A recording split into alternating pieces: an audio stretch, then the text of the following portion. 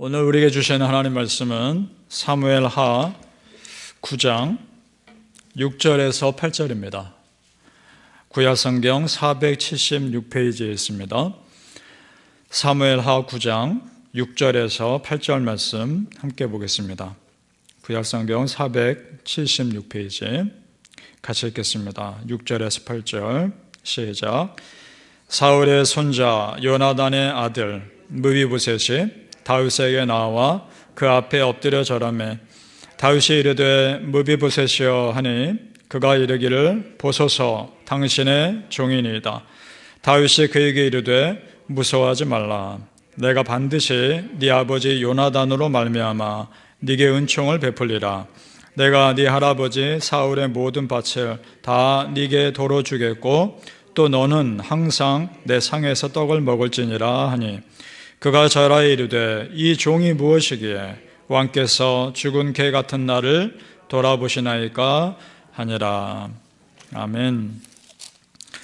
이 새벽에 예배하신 은혜가 우리 성도님들과 함께 하시기를 예수님 이름으로 축복합니다. 아멘. 자, 오늘 다윗의 모습은 아버지 하나님께서 우리를 품어주시고 사랑하시는 그 모형을 보여주고 있습니다.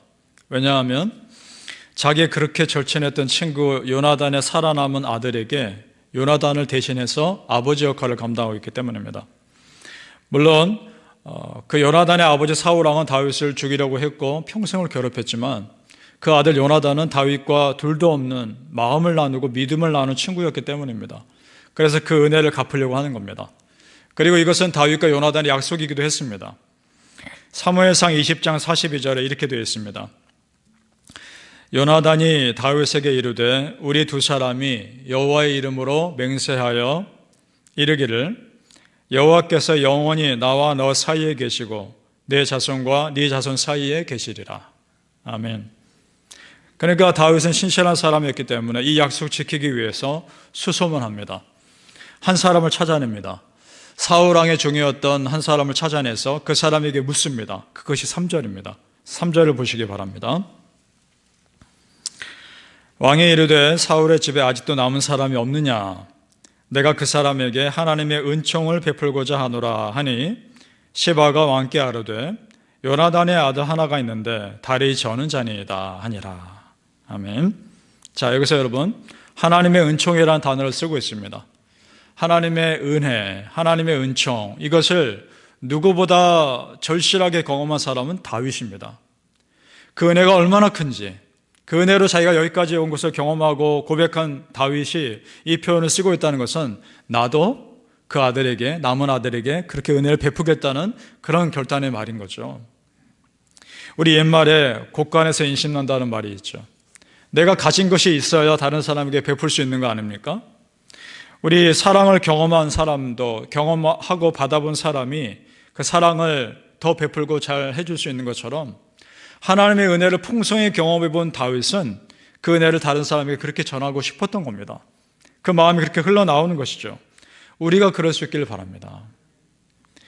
드디어 요나단의 아들 무비보셋이 다윗 앞에 나옵니다. 그에게 먼저 따뜻하게 위로합니다.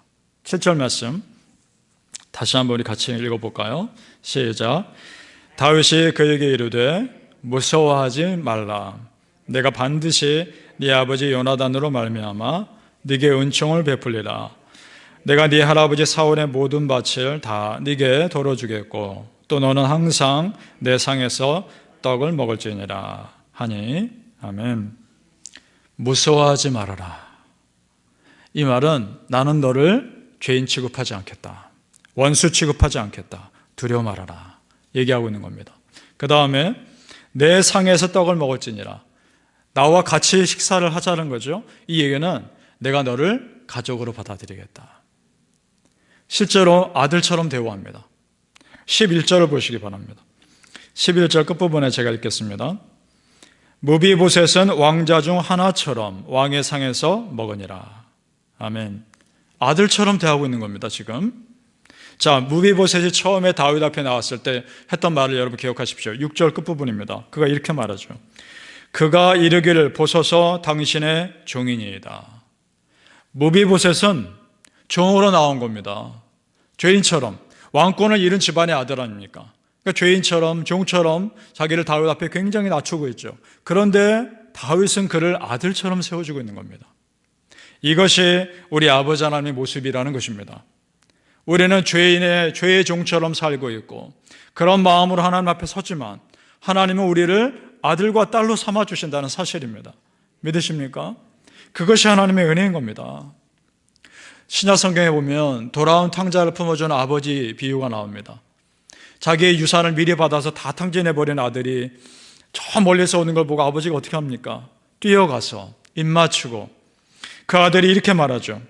누가복음 15장 21절에 아들이 이르되 아버지 내가 하늘과 아버지께 죄를 지었사오니 지금부터는 아버지의 아들이라 일컬음을 감당하지 못하겠나이다 하나. 아버지는 종들에게 이르되 제일 좋은 옷을 내어다가 입히고 손에 가락지를 끼우고 발에 신을 신기라. 그 아들은 나를 이 아버지께서 종으로만 받아주셔도 좋겠다는 마음으로 온 겁니다. 그런데 그 아버지는요, 그 이전의 아들의 모습, 좋은 옷을 입히고 가락지를 끼고 신발을 신긴다는 얘기는 아들로서의 지위를 완전히 다시 회복시킨다는 겁니다. 종으로 왔으나 아들로 회복시켜 주시는 겁니다. 내가 완전히 죄의 종이었으나 예수 믿는 나를 하나님의 아들과 딸로 회복시켜 주시는 것입니다. 이것이 하나님의 은혜입니다. 여러분, 우리 아버지 하나님의 회복은요, 완전한 회복인 줄로 믿습니다. 우리 하나님은 한 사람을 회복시키실 때 완전하게 풍성하게 회복시켜 주십니다. 오늘 다윗이 요나단의 아들을 다시 이전의 왕처럼 완전히 회복시킨 것처럼 하나님은 예수 믿는 우리를 그렇게 회복시키신 것입니다. 요한복음 1장 12절에 이런 말씀이 있죠. 영접하는 자, 곧 그 이름을 믿는 자들에게는 하나님의 자녀가 되는 권세를 주셨으니. 아멘. 맞습니다. 이것은 권세입니다. 다윗이 무비보셋을, 요나단의 아들을 같이 식사하게 한 것은 요나단의 입장에서는 그 시대에서는 권세입니다. 우리가 하나님의 자녀된 것 영적인 권세입니다. 영향력이 있는 것입니다. 바라게는 성도님들, 아버지 하나님의 풍성한 사랑을 받은 사람들로서 이제는 여러분 안에 있는 그 풍성한 은혜와 사랑이 흘러나올 수 있기를 예수 이름으로 축복합니다. 다윗은요, 오늘 그 요나단의 아들을 신분을 회복시켰을 뿐만 아니라 실제 삶에서도 풍성한 은혜를 줍니다. 먹고 살 수 있는 풍성한 은혜를 채워줍니다. 자, 9장 9절에서 10절을 보겠습니다. 제가 읽겠습니다. 왕이 사울의 시종 시바를 불러 그에게 이르되 사울과 그의 온 집에 속한 것은 내가 다 네 주인의 아들에게 주었노니 너와 네 아들들과 네 종들은 그를 위하여 땅을 갈고 거두어 네 주인의 아들에게 양식을 대주어 먹게 하라. 그 사울의 종 시바로 하여금 너는 그 요나단의 아들 무비보셋의 종이 돼서 그를 섬기라라고 명령하고 있는 겁니다. 평생을 편하게 살 수 있게끔 배를 해준 겁니다. 그리고 13절을 보시죠. 무비보셋이 항상 왕의 상에서 먹으므로 예루살렘의 산이라 그는 두 발을 다 절더라. 자, 여러분 보십시오. 두 발을 절고 있고 다른 사람들로부터 평생 천대받을 수 있었던 그 사람을 하나님은 또 다윗은 실제 삶에서 풍성하게 채워줄 수 있고 편하게 살 수 있도록 배려해 줍니다. 이것이 아버지 하나님의 은혜의 모습인 겁니다. 하나님의 은혜, 실제 삶에서도 채워주시는 하나님의 은혜 있습니다. 우리는 그것을 기대하고 기도해야 합니다.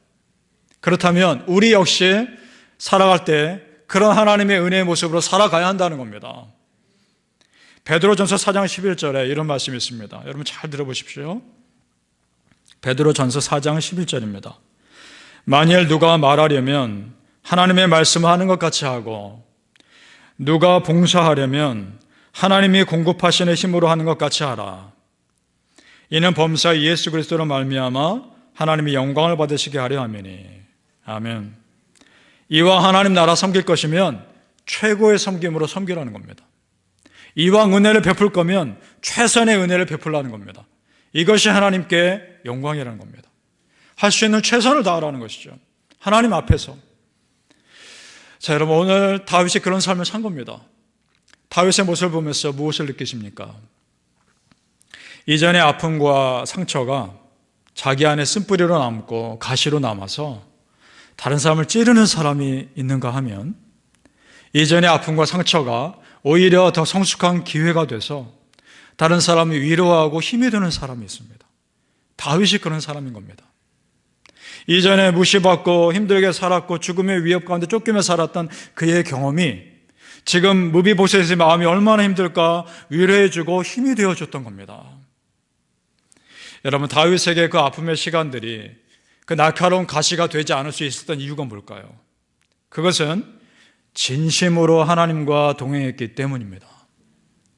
그 진심으로 하나님과 동행하면서 하나님으로부터 오는 충분한 위로를 받았기 때문일 것입니다.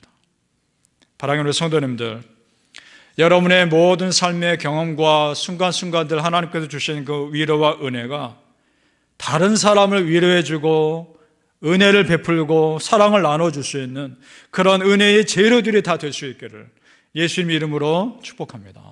아멘. 기도하겠습니다. 아버지 하나님, 우리의 삶을 돌아보게 하여 주옵소서.